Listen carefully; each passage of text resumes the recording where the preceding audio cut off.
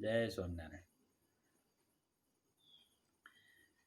હવે પાછું આપણે શરૂ કરીએ વચનામૃત અધ્યયન અને આપણી રેગ્યુલર કથા શરૂ કરવાની હતી.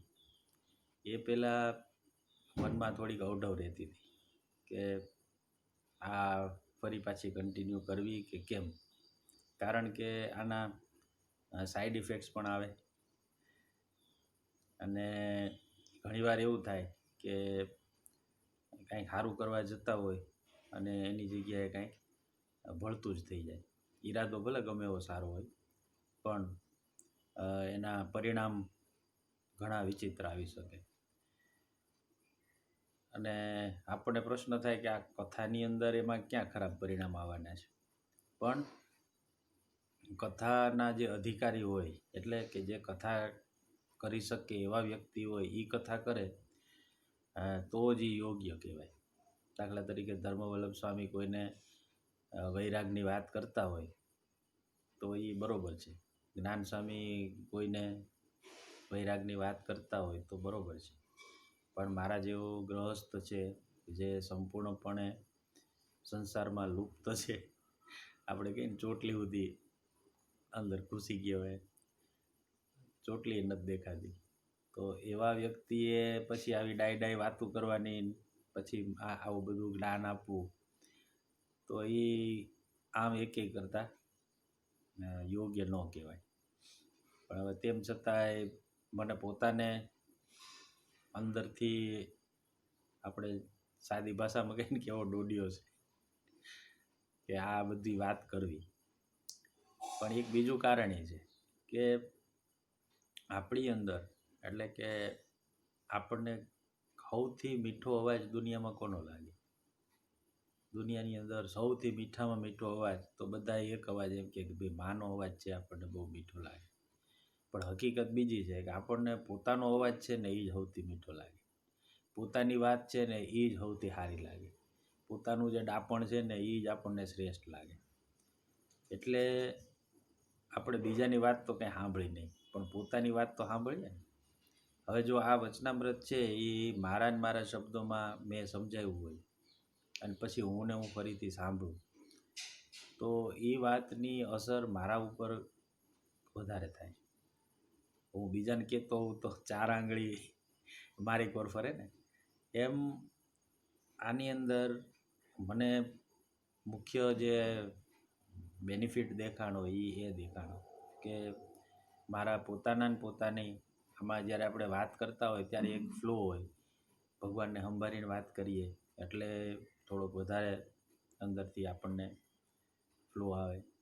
પણ એ ફ્લો હોવા છતાંય આપણે જ્યારે આ વાતને 2 મહિના થઈ જાય, 3 મહિના થઈ જાય અને પછી ફરીથી આ વચનામૃત સાંભળીએ ત્યારે જાણે નવું જ કાંઈક સાંભળતા એવું લાગે. અને આનો મને અનુભવ એટલા માટે થયો કે આ બાકીના દિવસોમાં જ્યારે આપણે કથા નહોતા કરતા, 15-20 દિવસ થઈ ગયા, તો એ દરમિયાન હું બેઠો લગભગ 10-15 વચનામૃત મેં જૂના જે આપણે ગયા હતા એ સાંભળ્યા. અને સાંભળ્યા એટલે મને એવું લાગ્યું કે હું જાણે પહેલી વખત સાંભળતો. અને અંદરથી અમુક બાબતો મને બહુ લાગુ પડતી હતી એવી સ્પષ્ટ દેખાણી. એટલે પછી એવું થયું કે ના, હવે કથા તો કન્ટિન્યુ કરવી જ જોઈએ. આમાં બીજાને લાભ મળે કે ન મળે, પણ મને પોતાને બહુ લાભ મળે છે. અને તમને બધાને એક આ અંગત એક નવું ટૂલ આપણને હાથમાં આવ્યું, એક નવો નુસ્ખો અથવા તો એક નવી ટેકનિક હાથમાં આવી છે કે આ વચનામૃત જે હું તમને કહું છું એમ તમે વચનામૃત એક આખું રેકોર્ડ કરી તમારી રીતે, ભલે ને આમાંથી કોપી કરીને કર્યું હોય અથવા તો તમારી રીતે વિચાર કરી અને તમે રેકોર્ડ કરો વચનામૃત, અને પછી તમે 2 વખત 3 વખત સાંભળશો તો એ વચનામૃત તમને વધારે યાદ રહેશે. હું મારી વાતથી તમને જેટલી અસર થાય છે ને એટલી એના કરતાં વધારે તમને તમારી પોતાની વાતથી અસર થશે. એટલે એક જાતનો આ એક દેશી ઉપચાર છે. તો એમ સમજીને પણ આપણે આ કન્ટિન્યુ કરી શકાય. હવે આજે આપણે વચનામૃતની અંદર જે વર્તનનો મુદ્દો છે એને હજી આપણે અડધે નથી પહોંચ્યા. ઘણા બધા વચનામૃત થઈ ગયા અને હજી ઘણા બધા બાકી છે.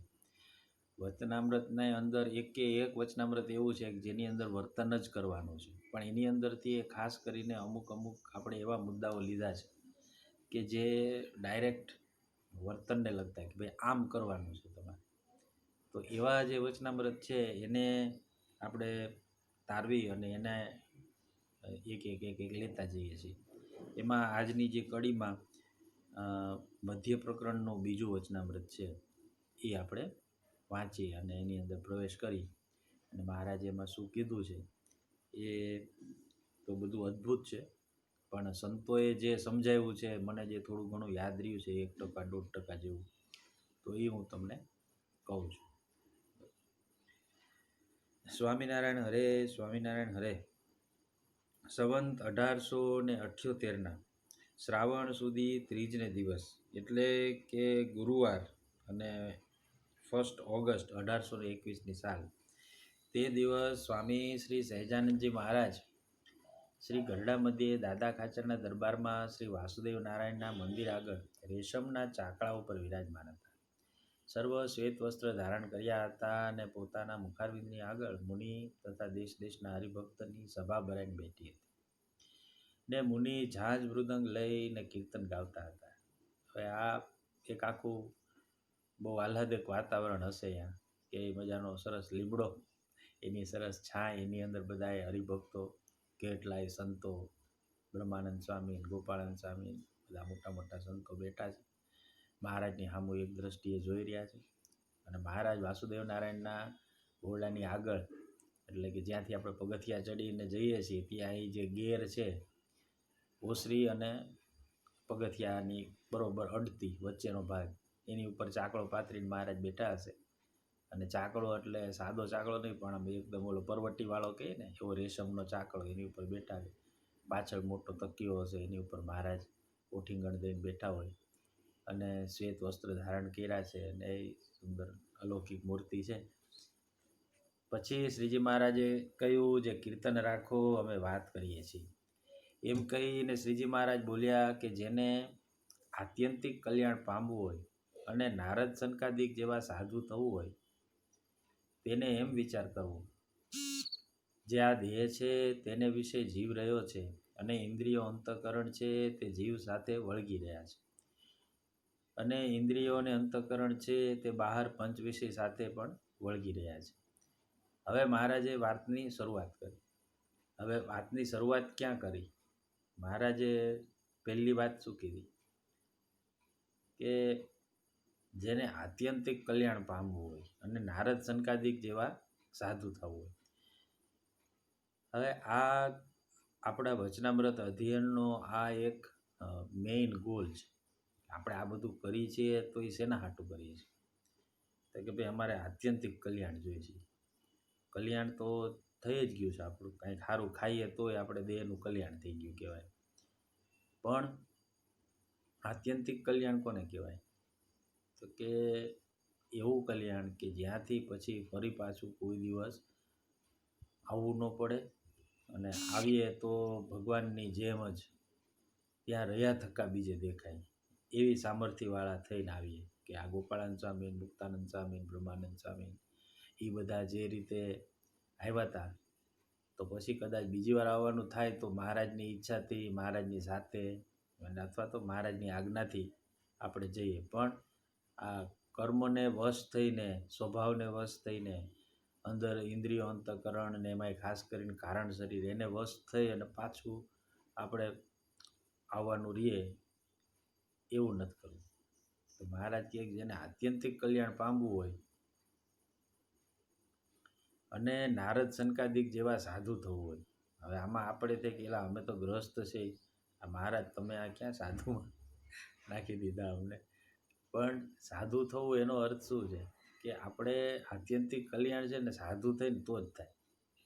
અંદરથી જો આપણે ટોટલી વૈરાગ ન પામીએ અથવા તો ગોપાળાનંદ સ્વામી, બ્રહ્માનંદ સ્વામી એના જેવા ન થઈએ, તો આપણો જે ગોલ છે ને એ કેવો છે કે ભગવાનની મૂર્તિની અંદર રહેવાનો ગોલ છે આપણો બધાનો, એમાં ખાસ કરીને આપણે જ્યાં કથા કરી છે એનો. તો એ જે ગોલ છે એ અચીવ કેવી રીતે થાય? તો ઓબ્વિયસ છે કે આપણે ભગવાન જેવા થઈએ ત્યારે આ થાય. હવે ભગવાન જેવો આપણે હાથેથી થવાતું નથી, પણ એની અંદરનો એનો જે પ્રોસેસ છે આખો, એમાં જે મુખ્ય મુદ્દો છે એ કેવો છે કે ભાઈ આપણે ભગવાનની સાથે જોડાઈ જઈએ. ભગવાન આમ એમને દયા કરી પછી આપણને એવા કરી દે. તો મુખ્ય મુદ્દો આપણો શું છે કે આપણે ભગવાનની સાથે જોડાવાનું છે. પછી આગળનો જે આખો પ્રોસેસ છે એ ભગવાન પોતે કરશે, બરાબર. આપણે તો અહીંયા આમ માથું મૂકી અને ચરણોમાં આશ્રય થઈ જવાનું છે. પણ ત્યાં માથું મૂકવું એનો અર્થ શું થયો કે આપણે આપણું બધા વિચારો, આપણી બધી સ્વભાવો, આપણી બધી ટેવો કુટેવો એ બધું આપણે મૂકી દેવું છે. હવે આવું જેને કરવું હોય અને નારદ સનકાદિક જેવા સાધુ થવું હોય, હવે આપણે નારદ સનકાદિક જેવા સાધુ થવું છે તો પણ અમારે સાધુ થવું જ નથી. પણ સાધુ થવું એનો અર્થ શું છે કે આ બધી આપણે આધ્યાત્મિક રસ્તે હાયલા છે જ એ હાટું. સાધુ થવા નથી હાયલા, પણ આપણે સુખ માટે હાયલા છે. અને સુખ માટે હાયલા છે એટલે સૌથી પહેલું કાર્યક્રમ શું કરવો પડે કે ભાઈ દુઃખના કારણને કાઢી નાખો. અત્યારે આપણે આ બધા મોઢે માસ્ક બાંધીને ફરે છે, તો એનું કારણ શું છે કે ભાઈ કોઈને અડે તો હાથ ધોઈ નાખે છે. તો એવું કરવાનું કારણ શું? તો કે એટલું જ કારણ કે ઓલું દુઃખ, કોરોના રૂપ દુઃખ છે એ આપણને આવે નહીં, અડે નહીં. એની આડું કાંઈક આપણે એક ઓબ્સ્ટ્રક્શન રાખી દઈએ, અથવા તો એનાથી આપણે બચાવ માટે એક સાધન રાખીએ. તો આ જે બધા દુઃખથી રહિત થવું એ પહેલી વાત છે. જો દુઃખ આપણને આવતું હોય બહુ, તો આપણે સુખી થવાનો કોઈ પ્રશ્ન ઊભો જ નથી થતો. તો પહેલો કાર્યક્રમ તો છે કે ભાઈ દુઃખથી તમે રહિત થાઓ. અને બીજું તો કે પછી અત્યંત સુખને પામો. આના હાટું તો આપણે આધ્યાત્મિક રસ્તે ચાલ્યા છીએ, નહીંતર તો આપણે જલસા કરતા જ હતા આપણી રીતે. પણ આપણને એમ થયું કે ના, ગમે એમ કરી અને આપણે એક એવો કાર્યક્રમ ઘડીએ કે જેમાં આપણને આ લૌકિક જે દુઃખ છે ને એનાથી આપણને મુક્તિ મળી જાય અને પછી ભગવાનનું જે સુખ છે એ આપણને મળે. તો આવું કોણને છે? તો કે આવું તો મુક્તાનંદ સ્વામીને છે, આવું તો મોટા મોટા સંતોને છે, અક્ષરધામના મુક્તોને છે, અને નારાયણ મામા જેવા અને બીજા મોટા મોટા મુક્તો છે એમને પણ આવું સુખ છે. તો કે અમારે એવું જ આવું જોઈએ છે. તો કે એ જોતું હોય તો તમારે એની પંક્તિમાં ભળવું પડે કે જ્યાં આ સુખ પીરસાય છે, બરાબર. હવે એમને શું વિચાર કરવાનો? તો કે એને એમ વિચાર કરવો જો ત્યાં જવું હોય તો કે આ દેહ છે તેને વિશે જીવ રહ્યો છે અને ઇન્દ્રિયો અંતઃકરણ છે તે જીવની સાથે વળગી રહ્યા છે.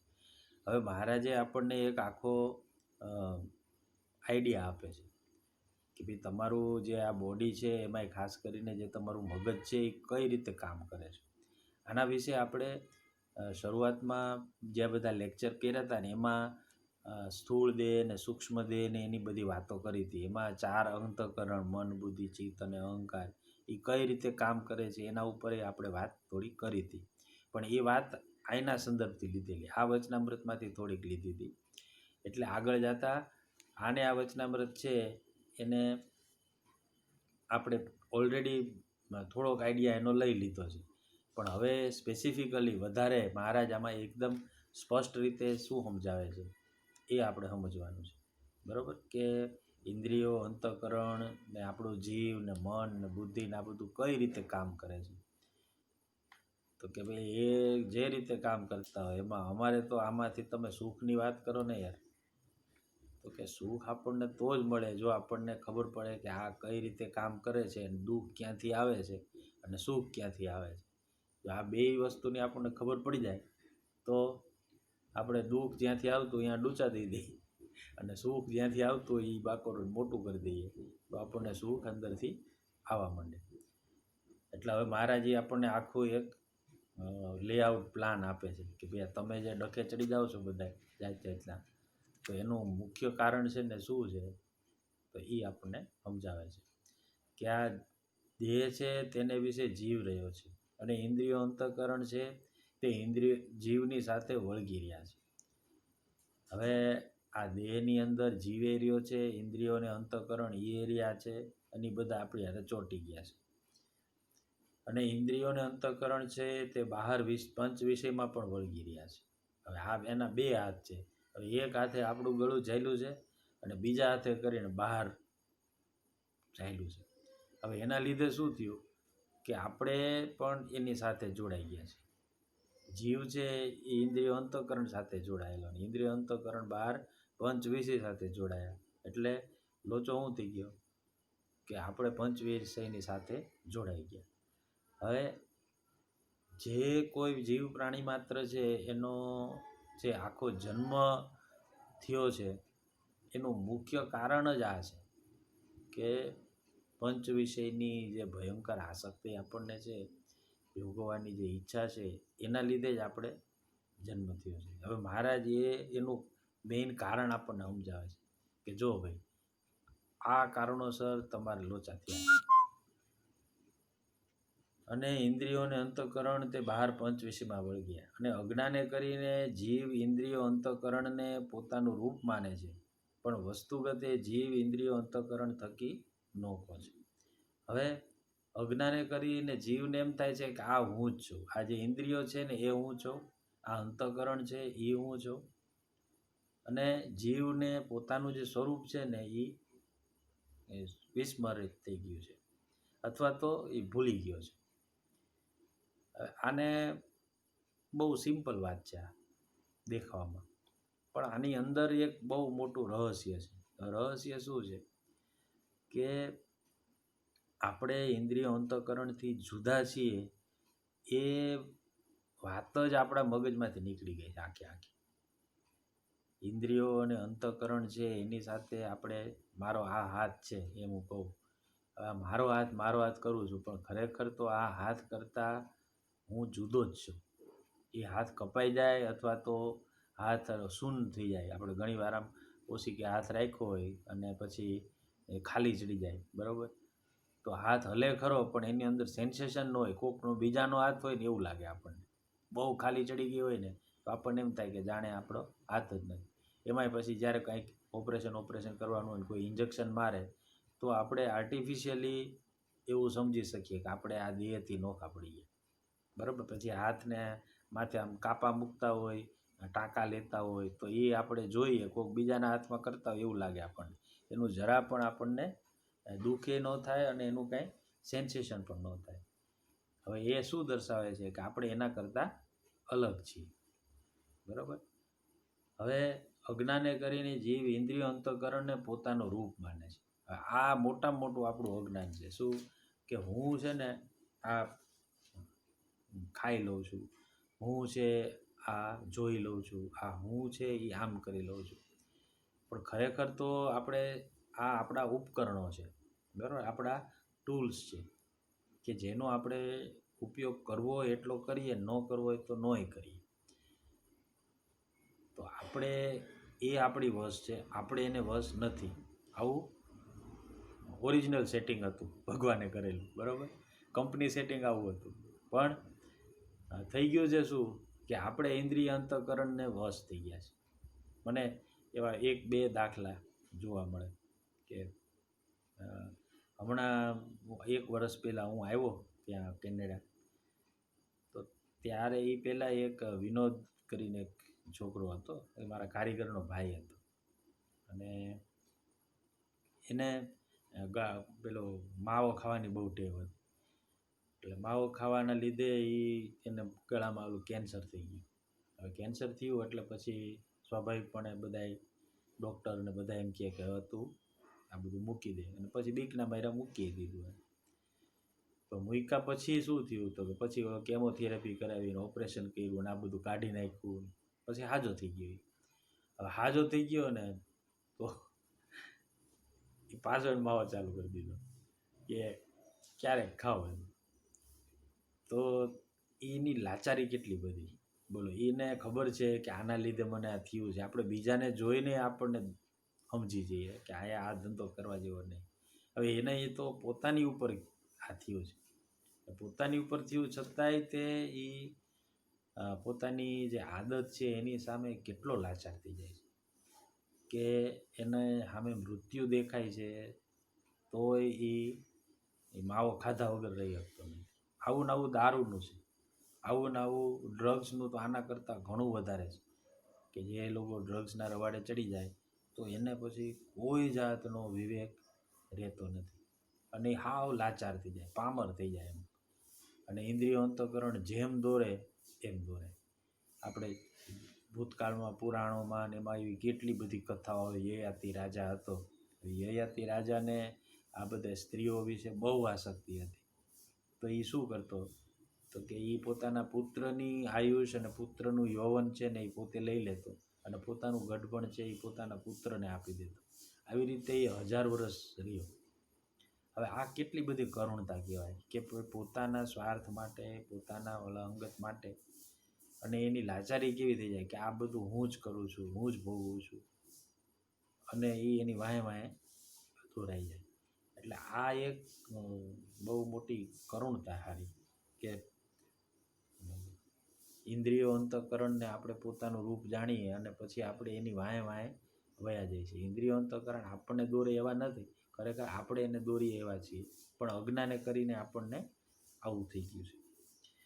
અને પંચ વિષય છે તે અંતઃકરણ થકી નોખા છે, પણ એ તો વિષયને અભ્યાસે કરીને અંતઃકરણને વિશે પંચ વિષયની એકતા જણાય છે. અને એની સાથે સાથે આ બધું પાછું બહારની સાથે જોડાયેલું છે. બરાબર, આપણને જીભ છે એની હારે આપણે જોડાયેલા છીએ, અને જીભની ઉપર જે સ્વાદ છે, જે આપણે પાણીપુરીનો અને બટેટાવડાનો, પીઝાનો બધો જે સ્વાદ ખાધો છે, તો એ સ્વાદ એ વિષયો છે એ બહાર છે. હવે એની સાથે જોડાયેલા છે. એટલે જ્યારે આપણે બટેટાવડાની લારી પાસેથી નીકળીએ અને આપણે ખાધેલા હોય કે આ વડા મસ્ત હતા હો, તેથી ખાધા પણ જોરદાર, અથવા તો આ પાણીપુરી ખાધી હતી બહુ સરસ હતી, અથવા પીઝા બહુ સારો હતો, તો એ શું થઈ ગયું તો કે આપણી જીભ છે ને એની હારે જોડાઈ ગઈ છે, અને આપણે જીભની સાથે જોડાઈ ગયા. એટલે તો કે આપણે પછી પીઝા હારે જોડાઈ ગયા અથવા તો બટેટા વડા હારે જોડાઈ ગયા. એમ આપણે બહારના જે પંચ વિષય છે એની સાથે આપણું આ જોડાણ થઈ ગયું છે. હવે મહારાજ આપણને આ શું સમજાવે છે કે તમારી વૃત્તિ છે ને, જ્યારે તમે ધ્યાન કરવા બેસો છો, તમે માળા કરવા બેસો છો, તમે જ્યારે કાંઈ પણ તમારે પોતાને જે કરવું છે એ કાર્ય કરવા બેસો છો અને સારું નથી થતું, આપણે બધાની મેઇન ફરિયાદ શું છે કે હું આમ કરું છું નથી થતું મારે, હું ધ્યાન કરવા બેસું છું મને બીજા જ વિચાર આવવા કરે છે, મને ભગવાનની મૂર્તિ નથી દેખાતી. અંતઃકરણની અંદર ચિત્તમાં મારે ચિંતન કોનું કરવું છે તો કે ભગવાનનું, અને થાય છે કોનું તો કે બટેટા વડાનું અથવા તો પીઝાનું, અથવા તો આપણને પૈસાનું થાય. તો આ બધું શું કામ થાય છે એનું આપણને મહારાજ આખું એનાલિસિસ કરે છે કે જો ભાઈ તમે છે ને ઇન્દ્રિય અંતઃકરણ હારે જોડાયેલા છો, અને ઇન્દ્રિય અંતઃકરણ છે ને 12 પંચ વિષય સાથે જોડાયેલા છે, એટલે તમે ડાયરેક્ટ 12 પંચ વિષય સાથે જોડાઈ ગયા છો. અને એનાથી તમને એવું જ થઈ ગયું છે કે હું આ પંચ વિષય વગર નહીં રહી શકું. એટલે આપણને આ જે આખો જે લોચો છે આપણો, એ આપણને મહારાજ સ્પષ્ટ રીતે આપણને દેખાડે છે. પણ એ તો વિષયને અભ્યાસે કરીને પંચ વિષયની એકતા જણાય છે. અને વિષયની જે ઉત્પત્તિ એ તો ઇન્દ્રિયો થકી થાય છે, પણ અંતઃકરણથી નથી થતી. હવે આ એક નોખો વિષય આવ્યો મુદ્દો કે ઇન્દ્રિયો થકી વિષયની ઉત્પત્તિ એ થાય છે, પણ અંતઃકરણથી નથી થતી. હવે અંતઃકરણ એટલે શું? આપણે કહીએ ને કે મને મનમાં ઈચ્છા થઈ, મારે આમ કરવું છે, મારે અહીંયા જોવું છે, અંદરથી આપણને ઈચ્છાઓ થાય. હવે આપણને કોઈ પણ માણસ કહે ને કે આ તને ખાવાનું થયું એ ક્યાંથી આવ્યું, તો આપણે એમ જ કહીએ કે મને અંદરથી ઈચ્છા થઈ છે નહીં, તો આજે મને એમ થયું કે ફલાણી જગ્યાએ આ ચા બહુ સારી મળે છે, અથવા તો ફલાણી જગ્યાએ નાસ્તો બહુ મસ્ત મળે, ઢોસા સંકલ્પના બહુ સારા, તો આજે આપણે આંટીએ. તો આ ઈચ્છા ક્યાંથી થઈ? તો આપણે બધા એવું જ માનીએ છીએ કે મને અંદરથી એવી ઈચ્છા થઈ. બરાબર, દેવસ્વામી કહે ને એમ કે અંદરથી ઉગે અને કોણ પૂગે, એમાં અંદરથી પછી ઈચ્છા થાય એટલે પછી આપણે ઝાયલા ન રહી. તો મહારાજે એવું કીધું કે આ ભાઈ તમને અંદરથી ઈચ્છા થાય ને, ખરેખર અંદરથી ઈચ્છા નથી થતી. પેલા એ બહારથી અંદર આવે છે અને પછી એ બીજાને ખેંચે છે. આપણે અહીંયા નથી બધા એવું થતું કે પેલા એક જણો બસમાં ચડી ગયો હોય, જગ્યા રોકી રાખે, પછી બારીમાંથી અડધો બહાર નીકળે કે હવે ઝીણકાણ આવવા દે, હવે આમ કરો, આવતા રહ્યો અહીંયા મજા આવે એવું છે, મેં જગ્યા રોકી રાખી છે, એમ કરી અને બીજા એના બધાને અંદર બોલાવી લે. તો આ વિષયનો કાર્યક્રમ એવો જ છે. એ મહારાજ આપણને એનો આખો કાવતરું આપણને સ્પષ્ટ કરે છે, સમજાવે છે. અને વિષયની ઉત્પત્તિ તે તો ઇન્દ્રિય થકી થાય છે, પણ અંતઃકરણથી નથી થાય. આપણને એવું નહીં વિચારવાનું કે મને છે ને આ બધા વિચારો અંદરથી જ હાળા ઉઠે છે. બરાબર, ઘણા એવા હોય માણસો કે એને કોઈ એવી ઈચ્છાઓ પંચ વિષયને લગતી વધારે થતી હોય. દાખલા તરીકે કોઈને કામની ઈચ્છાઓ વધારે થતી હોય, સ્ત્રીને પુરુષની ઈચ્છા થતી હોય, પુરુષને સ્ત્રીના સંબંધી સંકલ્પો વધારે થતા હોય, તો એ પોતાને કેવું માને કે હું તો બહુ કામી છું, મને આવા જ વિચાર આવે છે, અંદરથી આવા વિચાર આવે. તો મહારાજે આપણને એની સ્પષ્ટતા કરી કે ભાઈ તું મૂંઝા નહીં, આ છે ને આ અંદરથી નથી થતું. તને તું કામી નથી, તું ક્રોધી નથી, તું લોભી નથી. આ અંદરથી જે આ બધી આવે છે ને એ તને ખાલી વહેમ છે. હવે તમે વિચાર કરો, આ કેવું મીઠું વચનામૃત આવ્યું. વર્તનના બીજા બધા વચનામૃત થોડાક વહમાં છે, પણ આ આપણને થોડુંક આમ ટાઢક પમાડે એવું છે કે આપણને ડાયગ્નોસિસ કરે છે. કોણ? તો કે સુપ્રીમો સર્જન, બરાબર, સર્જનહાર છે ને એ આખું ડાયગ્નોસિસ કરે છે. અને એને જ આ બધી રચના ગોઠવી છે, એટલે એને ખબર છે કે મેં ક્યાં સ્પેર પાર્ટ ક્યાં મૂક્યા છે અને એનું ફંક્શનિંગ શું છે. એટલે એ પોતે જ્યારે આપણને વાત કરતા હોય ત્યારે આનાથી વધારે મોટી, વધારે ઓથેન્ટિક કોઈ વાત નથી. હવે એમણે શું કીધું કે વિષયની જે ઉત્પત્તિ તે ઇન્દ્રિયો થકી થાય છે, પણ અંતઃકરણથી નથી થતી. પછી એનો પાછો એક્ઝામ્પલ પણ આપ્યું કે જેમ અતિશય તડકો હોય અથવા તો ટાઢ હોય, તેનો પ્રથમ બહાર ઇન્દ્રિયોને સંબંધ થાય, પછી ઇન્દ્રિયો દ્વારા કરીને શરીરની માહિલી કોરે એનો પ્રવેશ થાય છે. પણ એની ઉત્પત્તિ માહિલી કોરે નથી. આપણને ઘણીવાર ગરમી, અંદરથી બહુ ગરમી થઈ જાય, તો કે ભાઈ અંદરથી ગરમી ક્યાંથી થઈ? તો કે આ કેટલાય દીથી કે જાત જાતના મસાલા ખાતો હતો, બરાબર, મરીને આલા ઉકાળા બધા કોરોનાના બીકના લીધે પીધા બહુ, તે પછી ગુમડા ફૂટી નીકળે. તો એ આવ્યું ક્યાંથી? તો કે એ બહારથી આવ્યું, અંદરથી ગરમી ઉત્પન્ન થતી નથી. એમ એની ઉત્પત્તિ માહિલી કોરથી નથી, એ તો બહારથી ઉત્પન્ન થઈને માહિલી કોરે પ્રવેશ કરે છે. તેમ પંચ વિષય છે તે પ્રથમ ઇન્દ્રિય અંતઃકરણમાંથી ઉપજતા નથી, એ તો પ્રથમ ઇન્દ્રિયોને બહાર વિષયનો સંબંધ થાય ને પછી અંતઃકરણમાં પ્રવેશ કરે છે. હવે જો આ એક વાત મહારાજે સ્પષ્ટ કરી, અને આ જો આપણે બરોબર સમજી લઈએ, આ અને માહિતી તો આપણને બધાને છે, અને આજે આપણે વિશેષ માહિતી લીધી, પણ આનો તમે અંદર જો મનન કરો અને એનો એક પ્રેક્ટિકલ અનુભવ કરી જુઓ તો તમને ખ્યાલ આવે કે આ એક આખી બહુ અલૌકિક સમજણ છે. આ વિશે આપણે અગાઉ વાત કરી હતી કે ઇન્દ્રિયો, અંતઃકરણ છે એ શત્રુઓ નથી, અંતર શક્તિ છે. પણ પછી આપણે એને ઓવર કરી અને અંતર શત્રુ કરી નાખ્યા. તો આની અંદર એ મહારાજે સ્પષ્ટ વાત શું કીધી? પેલા ભાઈ તું મૂંઝા નહીં, તારી અંદરથી આ બધું ઉત્પન્ન નથી થતું. તું કામી નથી, તું ક્રોધી નથી, તું લાલચુ નથી, તું સ્વાદીઓ નથી. આ બધું ક્યાંથી આવ્યું? તો કે બહારથી આવ્યું. તો આનો અર્થ શું થયો ખબર છે?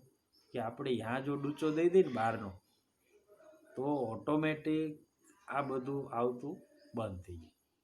એટલે આપણને આ ટેકનિક સમજાવવા માટે મહારાજે આપણને આખું વચનામૃત કીધું કે ભાઈ આની અંદર તમારા ઘરમાં ચૂવા થાય છે, ક્યાંથી થાય છે? તો કે આ જો ઉપર ત્રીજું નળિયું રહ્યું ને ચોથી લાઈનમાં, ત્યાંથી દંદુડો થાય છે. તો આપણે એમ થાય કે અમારા ઘરમાં જ અંદરથી પાણી નીકળે. એટલે ભાઈ ઘરમાં પાણી નથી આવતું, પાણી બહારથી આવે. વરસાદ છે ને ઉપર તું જો ત્યાંથી કાણું છે, એ કાણામાંથી પાણી અહીં અંદર આવે છે. તો હવે એ જો કાણું બંધ કરી દઈએ તો શું થાય? તો કે તો પાણી આવતું બંધ થઈ જાય.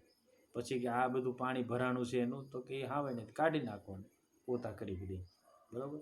બહુ પાણી ભરાઈ ગયું હોય કે કેળ હમાણું, તો તો એ કાઢવામાં થોડીક તકલીફ પડે, પણ બહારનો પ્રવાહ જો બંધ કરી દીધો હોય તો એક સમય એવો ચોક્કસ આવે કે આપણે એ ખાલી કરી શકીએ. બરાબર, આ કેવી મસ્ત વાત છે. માટે જેમ બહાર ગુમડું થયું હોય તેને ઔષધ ચોપડે ત્યારે જ કરાર થાય છે, પણ કેવળ વાર્તા સાંભળે કરાર થાય નહીં. બહાર કંઈક થયું હોય તો એને તમે બહારથી કંઈક કરો તો થાય. અને જેમ ક્ષુધા પીપાસા લાગી હોય એની ખાધા પીધે જ નિવૃત્તિ થાય, પણ અન્નજળની વાતે કરીએ નિવૃત્તિ થાય નહીં. મહારાજના જે એક્ઝામ્પલ છે એ એટલા બધા સચોટ હોય કે તમે એને મગજમાં ઊંડા ઉતરી જાય અને હાવ આપણને સ્પષ્ટ બધું થઈ જાય કે જેમ ભૂખ લાગી હોય તમે ગમે એટલી વાતો કરો તો એનાથી કંઈ ભૂખ જાય નહીં, અને એને આપણે ખાઈએ પીએ તો જ આપણને ભૂખ ને તરસ મટે. તેમ પંચવિષય રૂપી જે રોગ છે તો તેનું જ્યારે ઔષધ કરીએ ત્યારે જ નિવૃત્તિ થાય. હવે પંચવિષય રૂપી રોગ છે. હવે આ રોગ છે એવું મહારાજે અહીંયા કીધું તો કે ભાઈ રોગ કેમ છે?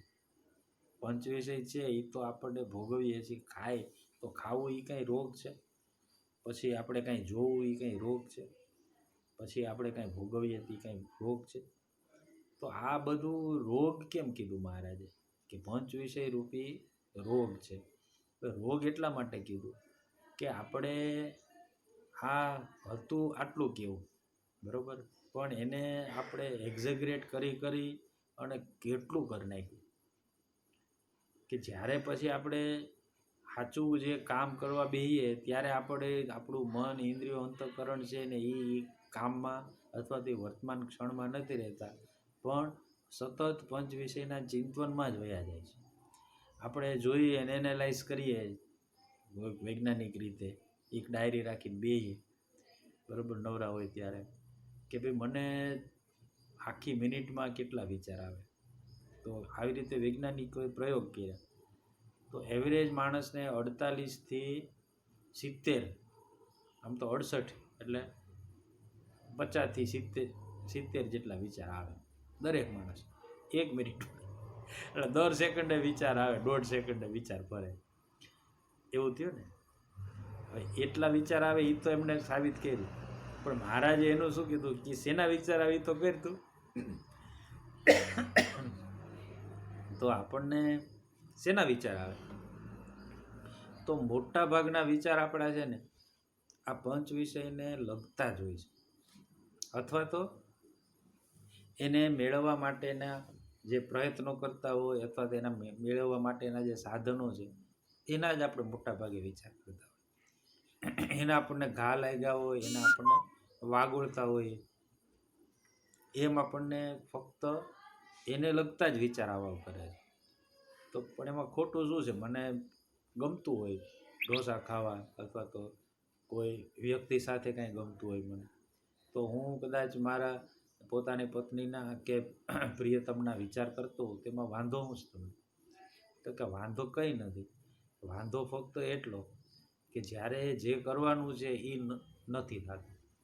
કે ભાઈ એક છોકરો છે એ પરીક્ષા દેવા ગયો બરાબર, હવે પરીક્ષા બેઠો પેપર લખે.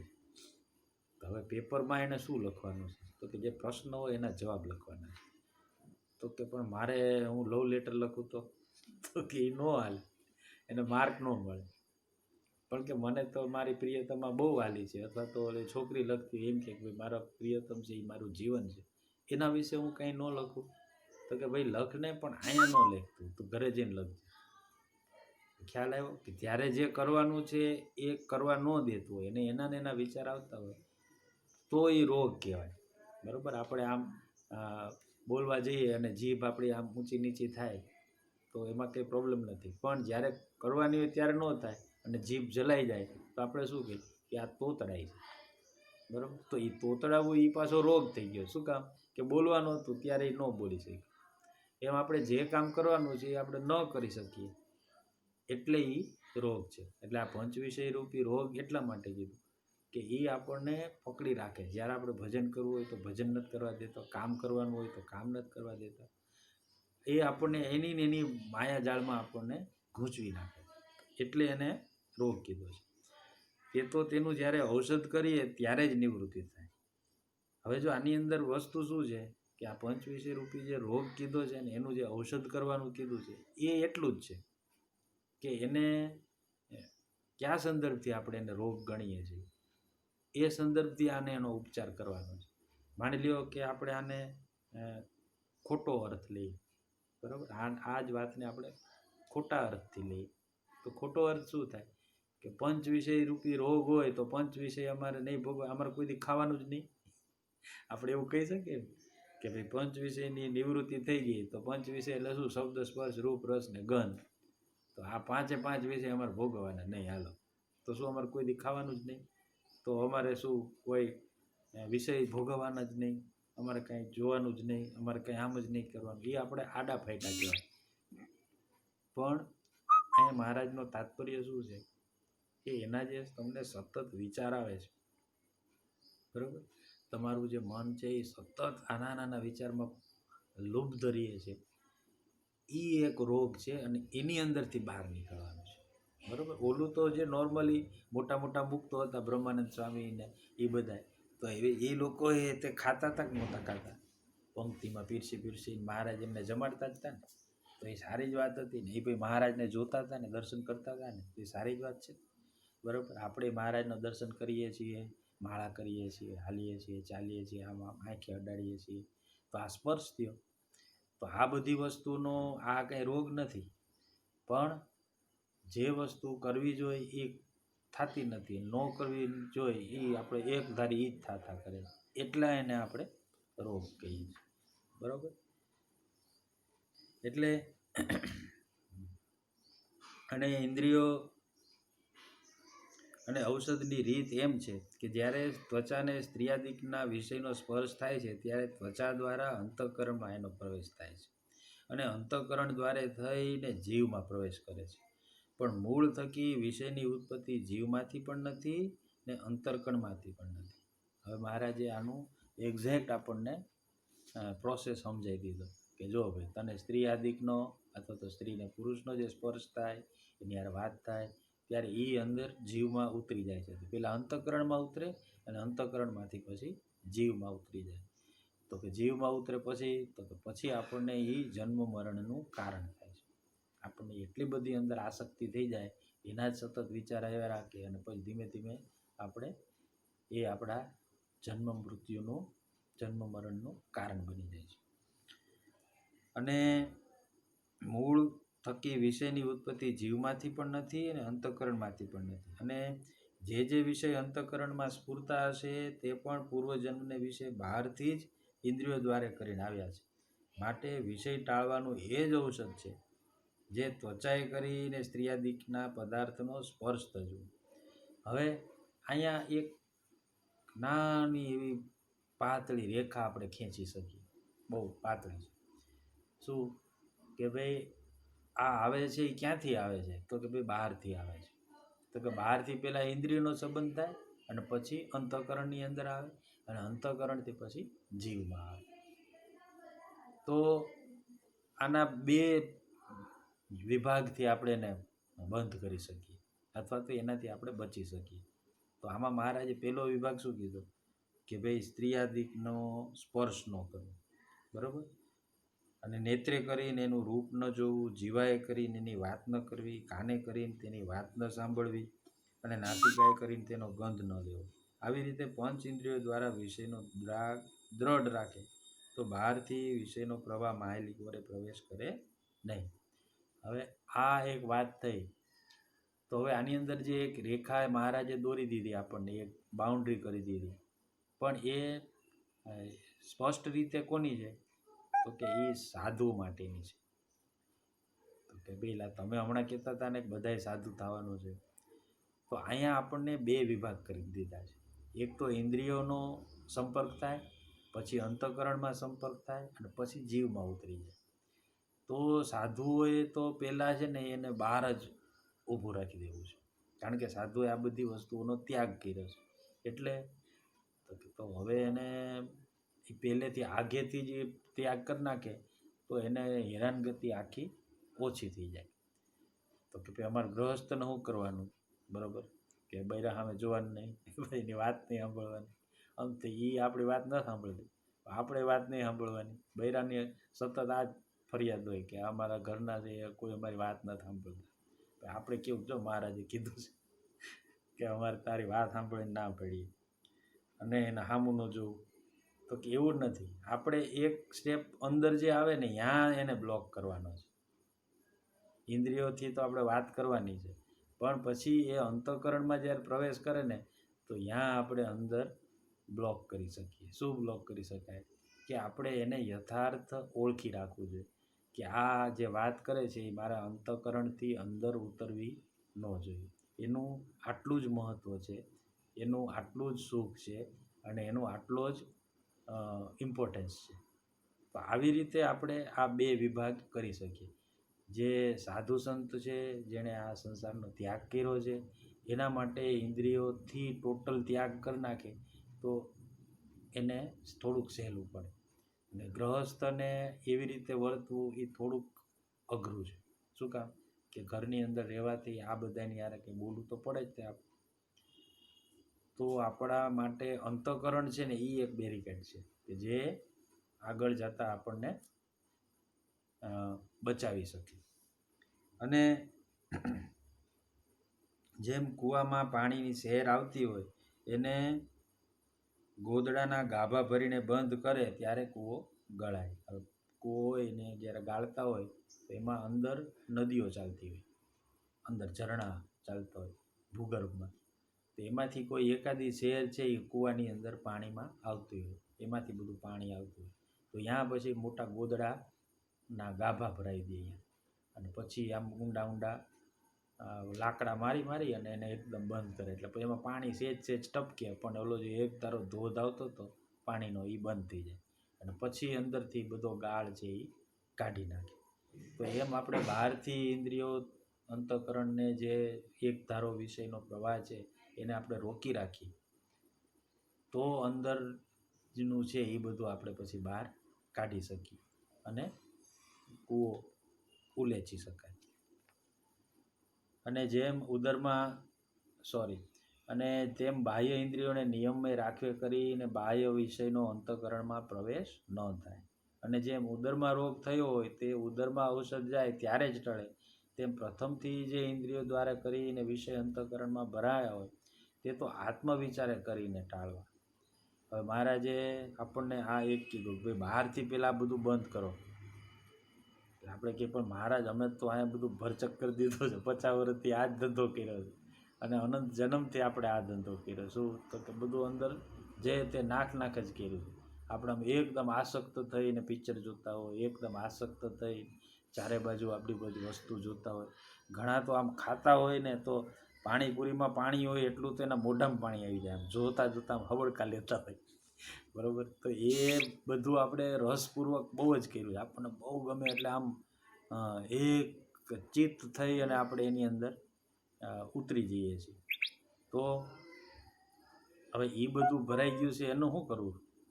તો મહારાજ કહે કે એને આત્મવિચારે કરીને ટાળવા. હવે આત્મવિચારની આપણને ટેકનિક શીખડાવે છે. તે આત્મવિચાર એમ કરવો કે હું આત્મા છું અને મારે વિશે ઇન્દ્રિય અંતઃકરણનો સંબંધ નથી, એમ દ્રઢ વિચાર કરીને ચૈતન્ય અને વિશે ભગવાનની મૂર્તિ ધારીને પોતાના આત્મસુખે વતે કરીને પૂર્ણ રહેવું. હવે આ એટલું મીઠું વાક્ય છે કે એ વાક્ય માટે જ આપણે આ વચનામૃત લીધું છે. શું વાત આવી? કે હું આત્મા છું અને મારે વિશે ઇન્દ્રિય અંતઃકરણનો સંબંધ નથી. જેમ આ દેહની અંદર આપણું હૃદય રહ્યું છે, આપણા ફેફસા રહ્યા છે, કિડની રહી છે, બરાબર, ખોપડીની અંદર મગજ રહ્યું છે. તો એવી રીતે જીવ પણ એક અંદર એક પદાર્થ જ છે, એક પડીકું છે, બરાબર. હવે એ વસ્તુ રહી છે અંદર, પણ જેમ હૃદય છે એ આખા શરીરને લોહી પહોંચાડે છે, પછી મગજની અંદરથી જે ચેતાતંત્ર છે એ આખા શરીરને સંદેશાઓ પહોંચાડે છે, એમ જીવ છે ને એ આખા શરીરને કંટ્રોલ કરે છે, પણ બધા એકબીજાથી નોખા છે. તો એમ આત્મા છે ને એ આ બધાનો કંટ્રોલર છે, બધાયથી નોખો છે અને બધાનો અધિષ્ઠાતા છે, રાજા છે. તો એવું આપણે અંદરથી બેઠા બેઠા વિચાર કરી અને કરી જોવું બરાબર, કે હું કહું એમ થાય છે કે નથી થતું. તો ઘણા બધાના જીવ છે ને એ હાવ રાખ થઈ ગયા હોય, અને રાખ થઈ ગયા હોય એટલે શું થયું હોય કે એ પછી અંતઃકરણ છે ને એ કીધામાં ન રહ્યા હોય. એનું આપણે એક વચનામૃત જોયું હતું, બરાબર.